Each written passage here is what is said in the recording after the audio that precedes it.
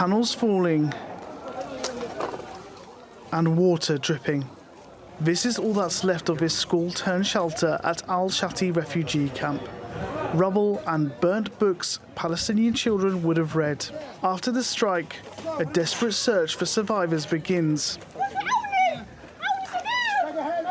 This Palestinian woman asks to see her husband and children after finding out about the attack. Women and children torn apart by F-16 jets and rockets weighing a ton. These are stupid bombs that they are disposing of on the Palestinian people. They show no mercy to anyone, not to adults, children, or the elderly. They kill us like rats or cockroaches. Israel says the school was being used by Hamas to execute attacks. And shortly after the strike, ordered the evacuation of the Al-Shati refugee camp. It had previously been under the control of the UN's Palestinian Refugee Agency. But northern Gaza has seen an uptick of Israeli attacks in recent days, as Tel Aviv expands its operations in the region.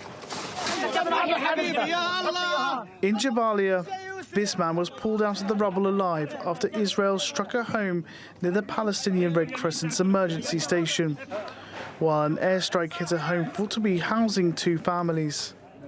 They were sitting in their homes, safe and secure, when suddenly a missile struck their house. They had nothing to do with any organizations and they weren't involved in anything. All of this is fabricated against the Palestinian people. But the Israeli army has been under pressure in recent days after a brigadier general told the media that the army was planning a full evacuation of northern Gaza, with no Palestinians being allowed to return to their homes. But Itzik Cohen later backtracked, saying his comments were taken out of context.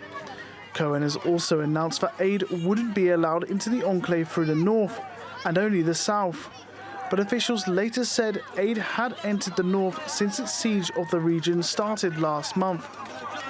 Residents say otherwise, and the US says while the humanitarian situation has improved, more needs to be done. They have made some progress, Ellie, to answer your question. More needs to be made. But he was very deliberate in terms of going after those things that we asked him to do. On the diplomatic front, both Turkish and Palestinian UN envoys have pressed the organisation to call for an arms embargo to Israel. Speaking on behalf of 52 other countries who had co-signed a letter, they expressed grave concern over the escalation of violence in Gaza. We cannot stress enough that the staggering civilian toll, predominantly affecting women and children, resulting from ongoing breaches of international humanitarian and human rights law, is both unacceptable and intolerable. And outgoing US President Joe Biden is still hopeful of achieving a ceasefire in the region. The White House saying he'll continue to push for one until he leaves office at the start of next year. Daniel Padwick, TRT World.